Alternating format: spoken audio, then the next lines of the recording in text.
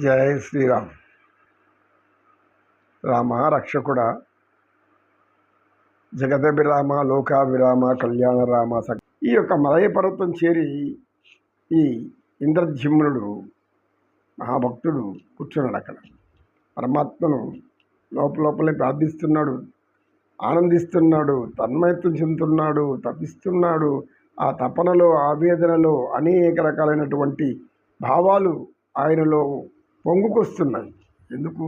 భక్తి ఒక్కసారి పుడితే అది సర్వత్రా వ్యాపిస్తుంది. శరీరం అంతా కూడా నవనాడులు, శరీరంలో ఉన్నటువంటి సర్వేంద్రియాలు, సర్వ జ్ఞానము, సంపూర్ణమైనటువంటి మానసిక స్థితి మొత్తం ఎక్కడ అన్ని బాహ్య ప్రపంచం దిగిపోదు, ఇంకా భగవంతుడి మీదనే ఉంటుంది. అదే భక్తికి మొదటి నిదర్శనం. పువ్వు పోయగానే ఏం చేస్తుంది? పరిమళిస్తుంది.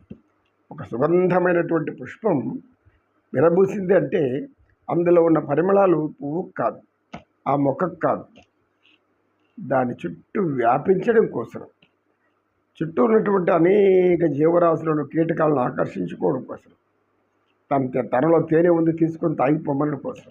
ఎంత త్యాగమో చూడు పుష్పాలు అంత త్యాగం చేస్తున్నాయి, అంత మనల్ని ఆనందింపజేస్తున్నాయి.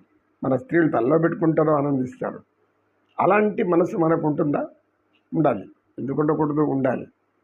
త్యాగం అనేది మానవులకు అవసరం. ఏం త్యాగం చేయాలి మనం? మనకు ఎవరైతే నిస్సహాయ స్థితిలో, అసహాయ స్థితిలో అవసరమైనటువంటి అన్నానికి ఒక పూట నోచుకునే వాళ్ళని, అటువంటి వాళ్ళకి సహాయం చేయటమే పరిమళించడం. పరిమళించడం అంటే మనం ఒళ్ళంతా శృంగారించుకొని పరిమళించిపోవడం కాదు. 10 మందికి పెట్టి పరిమళించడం. 10 మంది చెప్పుకుంటారు. అంతకన్నా మన మించింది ఇంకొకటి. ఈ ఇంద్రజిమ్ముడు అలా ప్రార్థిస్తూ ఉన్నాడు శ్రీమన్నారాయణుడు.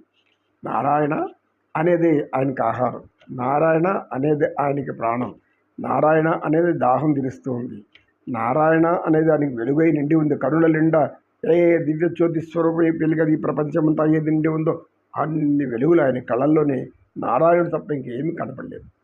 క్షీరసాగరం పైన, పాల సముద్రం పైన, ఆదిశేషుడి యొక్క పాన్పు పైన, లక్ష్మీదేవి పాదములు దగ్గర కూర్చుని ఆయన పాదాలు సేవ చేస్తూ ఉంటే, ఈయన ఆదిశేషుడి పడగ మీద ఇలా చేయి పెట్టుకొని ధ్యానంలో, యోగమాయ ధ్యానంలో ఉన్నాడు ఆయన. ఎవరిని ధ్యానిస్తున్నాడు ఆయన? పరమేశ్వరుని. సో ఆ ధ్యానంలో ఉన్నాడు ఆయన. ఆయనను ఎలాగైనా కరుణ పొందాలి అని తనలో ఉన్న భక్తిని అంతా కూడా తీసుకొని, అన్ని శక్తులు కూడా తీసుకొని ప్రార్థిస్తున్నాడు. అలాంటి సమయంలో ఒకరోజు ఏం జరిగిందంటే, ఈ ఇంద్రజిమ్నుడు హరిభక్తికి మించి ఇంక వేరేది లేదని అనుకున్నాడు. అంటే హరికి మించినటువంటి శక్తి, దైవము, మనకు ప్రాణము, నిత్యము, ఇంకా అంతకంటే ఇంకొకటి లేదనేటువంటి మనస్సుతో నిండిపోయింది ఆయన. ఆయన యొక్క ఆలోచనలంతా దాంతో నిండిపోయింది. అది వేరే ఆలోచన ఏది రావడం లేదు. ప్రపంచం కనబడటం లేదు. పరిసరాల్లో ఉన్నటువంటి ఏ కీటకాలకి, జంతువులు అవేమి కనబడటం లేదు. ఎవరు పరిపాలకులు, ఎవరు పుణ్యాత్మ, ఎవరు ఏమేమి చేస్తున్నారో అనేది కూడా ఆయనకి అవసరం లేదు. ఇలా ఒకరోజు వెళ్ళి నదీ స్నానం చేసి బాగా నీళ్లు బాగా చల్లగా హాయిగా స్నానం చేసి శరీరాన్ని శుభ్రపరచుకొని, తర్వాత మనసులో మనల్ని ఏమన్నా తొంగి చూసుకుంటాడు. ఒకసారి ఆయనలోకి ఆయన తొంగి చూసుకుంటాడు. మనోమాలిన్యాన్ని పోగొట్టుకోవాలంటే మనలో కూడా మనం తొంగి చూసుకోవాలి. ఒకరంతా ఉంటాం, రాత్రి పడుకునే ముందు ఒక్కసారి ఆలోచించుకోవాలి. ఏమని, ఈరోజు ఎటువంటి మలినమైన పనులు మనం చేశాం, ఎటువంటి మాటలు మాట్లాడాం, ఎవరిని గాయపరిచాం, ఎవరిని బాధ పెట్టాం, లేదు మనం ఎందుకు బాధపడ్డాం, మనల్ని మనం ఎందుకు గాయం చేసుకున్నాం, 2 విధాలు ఆలోచించాలి. 2 కోణాల వైపు మనం చూడాలి. ఇలా అలా చూసుకొని పవిత్రుడైపోయి ఆ పవిత్ర ప్రేమనంతా కూడా నారాయణుడికి అంకితం చేస్తున్నాడు. ఆ సందర్భంలో అక్కడికి అగస్త్యముని వచ్చాడు. అగస్త్య మునీశ్వరుడు మనకు తెలుసు. ఆయన ఋషులలో అగ్రగణ్యుడు, తపోధనుడు, బ్రహ్మర్షి. ఈయన అక్కడికి శిష్య సముచితంగా అక్కడికి వచ్చాడు.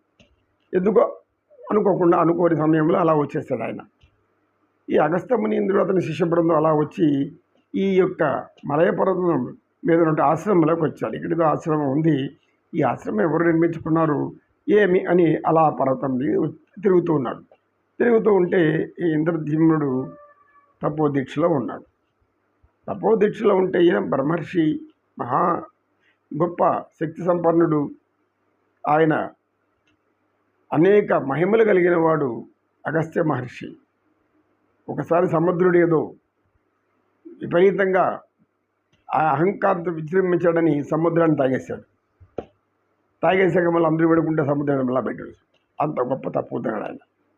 అంతేకాదు, వింధ్య పర్వతాలు రెక్కలొచ్చి ఇష్టంగా ఎగిరిపోతున్నాయని తెలిస్తే అవి ఎక్కడంటే అక్కడ వాళ్ళు ఎందుకు ఇబ్బంది పెడుతున్నాయని ఆ వింధ్య పర్వతాల యొక్క రెక్కలను తుంచేసినటువంటి మహాశక్తిధనుడు అగస్తీశ్వరుడు. ఈ అగస్తీశ్వరుడు అక్కడికి వచ్చాడు. రావడంతో అక్కడ ఎవరు తపస్సు చేస్తున్నారు? మన ఇంద్రద్యుమ్నుడు తపస్సు చేస్తున్నాడు. ఇంద్రద్యుమ్నుడు తపస్సు చేస్తుంటే అక్కడికి వచ్చాడు, నిలబడుకున్నాడు, చూశాడు. చూసి అంతసేపటికి ఈ తపస్సు నుంచి బయటికి రాలేదు ఇంద్రద్యుమ్నుడు. ఆయన కోపం వచ్చేసింది, ఆవేశం కూడా వచ్చింది. ఎందుకంటే మహర్షుల రాకలు, మహర్షుల యొక్క పాదాలు పెట్టినప్పుడు ఆ భూమి అంతా కూడా ఒక విస్తృతమైనటువంటి కంపనలు ప్రవేశిస్తుంది. అంటే ఏమి, ఇక్కడ ఎవరో మహాత్ముడు అడుగుపెట్టాడు, పుణ్యాత్ముడు అడుగుపెట్టాడు, గొప్ప తపస్సంపన్నుడు, జ్ఞాని అనేటువంటిది ఆ యొక్క ప్రకృతి తెలియజేస్తుంది అక్కడ ఉండేవాళ్ళకి. ప్రార్థించమా, తెలుసుకోవాలి, జ్ఞానం తెలుసుకొని బతకాలి. గోవింద గోవింద కిలాండకోటి బ్రహ్మాండ నాయక, ఆనంద నిలయవర పరిపాలక, అహిమాం రక్షమాం తండ్రి. సర్వకర్మ దోషాలను, అందరి ఎడల ఉన్నటువంటి పాపాల దోషాలన్నిటి కూడా తొలగించు. ఈ కలియుగంలో నీ చెంత, నీ పాదాల చెంత ఈ భరత భూమి చేసుకున్న పుణ్యం, 7 కొండల మీద వెలిసావు. భారతదేశంలో పేదరికాన్ని పోగొట్టు. భారతదేశంలో ఉండే నీ బిడ్డలందరినీ కాపాడు, చల్లగా చూ. నమో నారాయణ. శ్రీకృష్ణం వందే జగద్గురు.